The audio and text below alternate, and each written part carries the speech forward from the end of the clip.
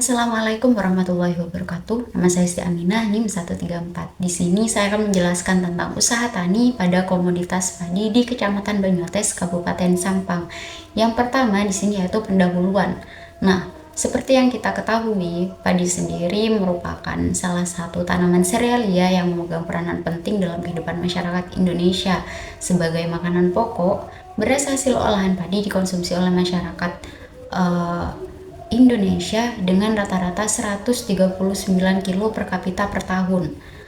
Hal ini menjadikan padi sebagai komoditas strategis dalam ketahanan pangan nasional. Nah, lebih dari itu, padi sendiri merupakan sumber penghasilan utama bagi jutaan petani di Indonesia. Menurut Simangun Song 2019, sektor padi juga memberikan kontribusi signifikan terhadap produk domestik bruto nasional, terutama dalam sektor pertanian. Nah, dalam memahami latar belakang padi ini menjadi fundamental dalam merumuskan kebijakan dan strategi yang tepat untuk pengelolaan dan pengembangan sektor padi di Indonesia. Hal ini mencakup upaya peningkatan produktivitas, efisiensi, dan keberlanjutan dalam rangka mewujudkan ketahanan pangan dan kesejahteraan petani. Yang kedua ada Tritunggal Usaha Tani. Nah, untuk Tritunggal Usaha Tani sendiri ini merupakan konsep dasar dalam pertanian yang terdiri dari 3 komponen utama. Yang pertama itu ada petani, yang kedua ada lahan, dan yang terakhir adalah komoditas. Nah, ketiga elemen ini sendiri memiliki keterikatan yang tidak dapat dipisahkan untuk mencapai usaha tani yang optimal. Nah, adapun beberapa masalah yang dihadapi oleh petani di Kecamatan Banyuates sendiri yaitu rendahnya produktivitas, sulitnya akses pupuk, gangguan hama dan penyakit, dan yang terakhir itu ada perubahan iklim. Nah, untuk solusi yang kami tawarkan, yang pertama di sini ada peningkatan produktivitas, itu dapat dicapai dengan menggunakan benih unggul, penerapan teknologi modern, dan infrastruktur irigasi yang memadai. Yang kedua di sini kesulitan dalam akses pupuk itu dapat difasilitasi dengan memperluas distribusi pupuk bersubsidi, pengembangan pupuk organik atau hayati, dan pemanfaatan teknologi informasi. Untuk yang ketiga yaitu gangguan hama dan penyakit. Gangguan hama dan penyakit sendiri di sini dapat diatasi dengan pengembangan varietas padi yang tahan hama, penggunaan pestisida nabati, dan penerapan pengendalian hama terpadu. Nah, untuk solusi yang terakhir adalah pada permasalahan perubahan iklim. Di sini dampak dari perubahan iklim sendiri dapat diminimalisir dengan pengembangan varietas padi yang tahan kekeringan atau genangan. Nah, penerapan sistem tanam jajar legowo dan penggunaan pupuk organik atau hayati. Nah, untuk pembahasan yang akan dibahas yaitu yang pertama ada identifikasi responden, klasifikasi usaha tani, faktor produksi usaha tani, analisis biaya usaha tani, dan yang terakhir yaitu penutup. Untuk identifikasi responden sendiri, yang pertama di sini kami sudah melakukan wawancara langsung terhadap petani yang di sini untuk nama petaninya itu yaitu Bapak Pandi dengan umur 55 tahun, pendidikan terakhir SD, status lahan itu milik sendiri, komoditas padi, lokasi di Kecamatan Banyuates. Selanjutnya yaitu klasifikasi usaha tani. Nah, di sini ada 3 untuk klasifikasi usaha tani. Yang pertama yaitu berdasarkan bentuknya. Ya, adapun usaha tani yang dilakukan oleh Bapak Pandi sendiri termasuk pada usaha tani perseorangan atau individual farm, di mana seluruh proses produksinya itu dikerjakan sendiri oleh Bapak Pandi dan dibantu oleh anggota keluarganya.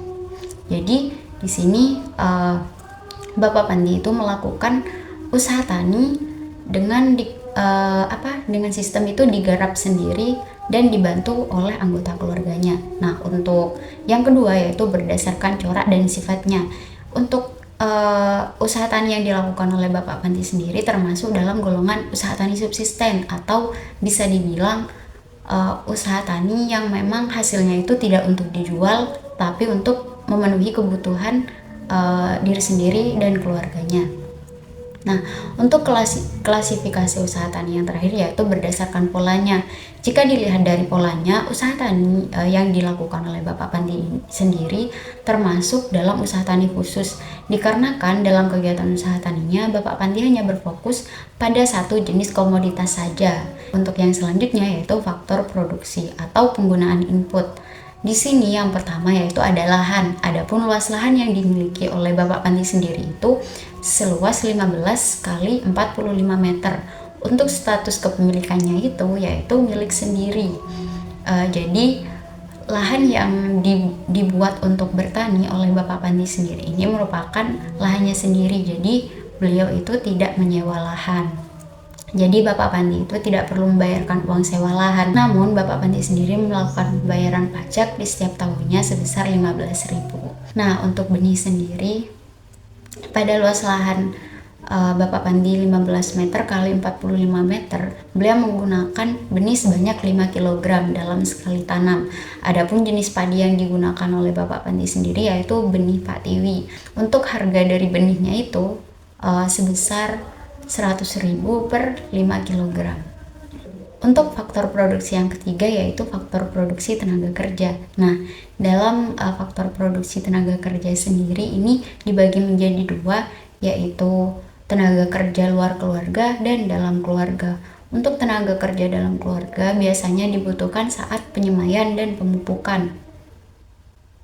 Untuk penyemaian benih padi sendiri biasanya Bapak Pandi itu melakukannya sendiri dan yang dibantu oleh istri dan anaknya. Tapi biasanya beliau hanya membutuhkan 2 orang tenaga kerja untuk melakukan penyemaian. Dan untuk pemupukan sendiri itu juga hanya membutuhkan 2 orang tenaga kerja yang diambil dari dalam keluarganya. Nah, untuk tenaga kerja yang kedua di sini yaitu tenaga kerja yang di luar keluarga. Karena ini komoditas padi dan cukup banyak juga yang dibutuhkan untuk tenaga kerja luar keluarga. Di sini yang pertama ada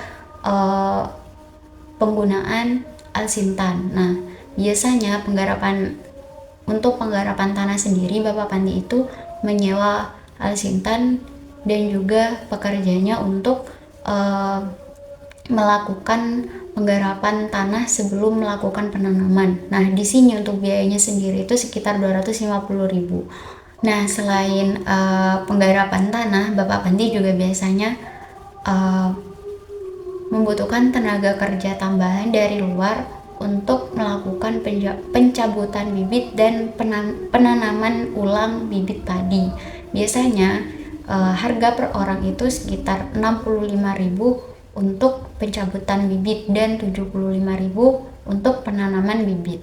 Biasanya saat padi sudah berumur lebih dari 30 hari, Bapak Pandi itu akan mempekerjakan orang untuk mencabuti gulma-gulma yang ada di sekitar padi. Biasanya beliau membutuhkan 2-3 orang untuk mencabut gulma.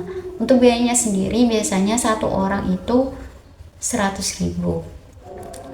Nah, yang terakhir di sini ada pemanenan. Biasanya Bapak Pandi juga tidak melakukannya sendiri, tapi mempekerjakan orang.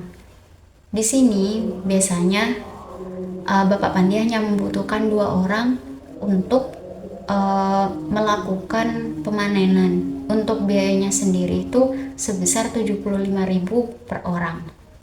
Untuk faktor produksi yang keempat yaitu alat. Nah, untuk alat pertanian yang digunakan oleh Bapak Pandi sendiri itu biasanya adalah arit. Nah, untuk faktor produksi yang kelima di sini ada pupuk. Pupuk sendiri itu sebagai penunjang pertumbuhan dari si padi itu sendiri. Nah, biasanya Bapak Pandi menggunakan 2 jenis pupuk yaitu pupuk urea dan ponska sebanyak 2 sak dan harga per saknya itu sebesar 150.000. Faktor produksi yang terakhir di sini adalah pestisida. Nah, untuk pestisida sendiri, Bapak Pandi biasanya menggunakan pestisida dengan merek Furadan dengan harga 45.000. Dan pestisida sendiri biasanya digunakan untuk perawatan dari hama dan penyakit. Untuk selanjutnya di sini ada analisis biaya usaha tani. Untuk analisis biaya usaha tani, di sini ada berapa biaya-biaya yang memang dikeluarkan oleh Bapak Pandi untuk melakukan usaha taninya.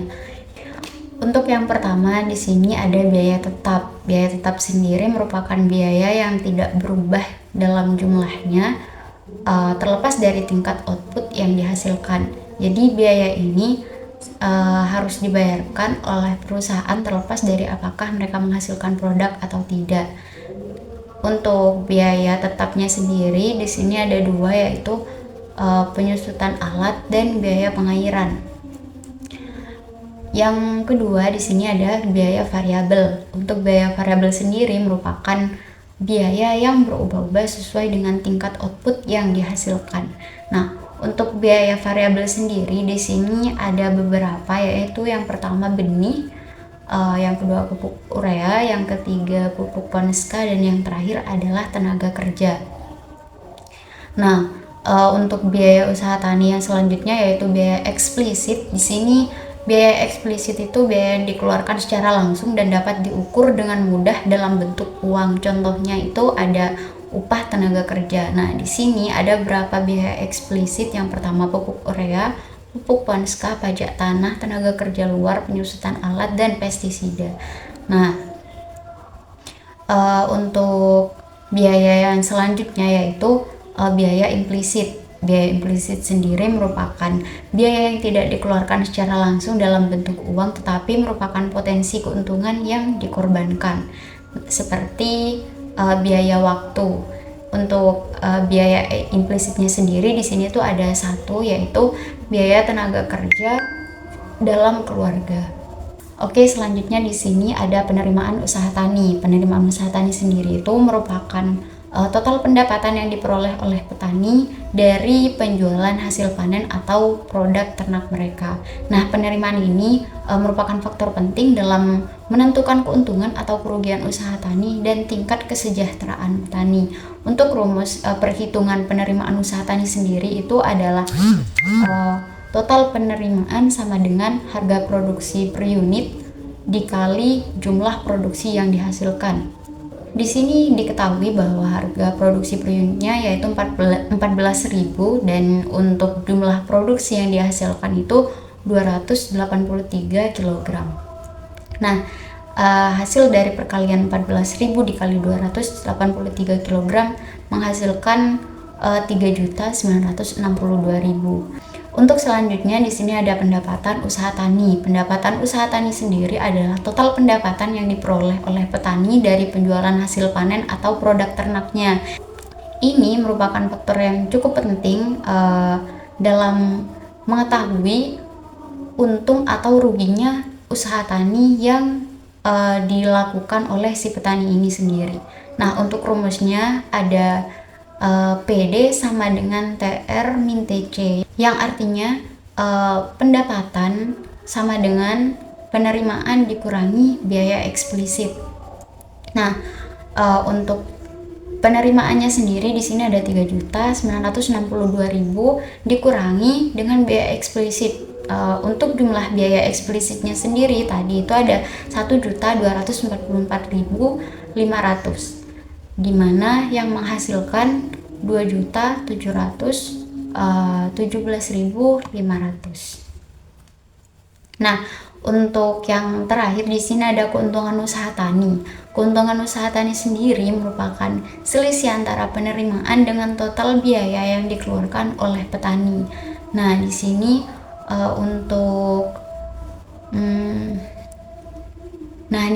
untuk rumusnya sendiri adalah keuntungan sama dengan penerimaan dikurangi total biaya.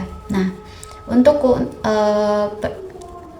penerimaannya sendiri tadi di sini ada 3.962.000 dikurangi total biaya. Nah, untuk total biayanya di sini sebesar 1.744.500, di mana di sini menghasilkan 2.217.500.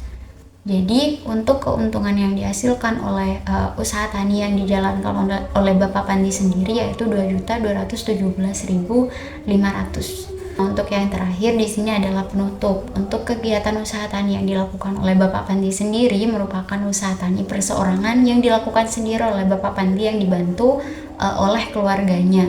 Nah, untuk corak dari usaha tani yang dilakukan merupakan usaha tani subsisten, di mana Bapak Pandi itu melakukan usaha tani yang hasil dari usaha taninya tersebut tidak untuk dijual tapi untuk dikonsumsi secara pribadi.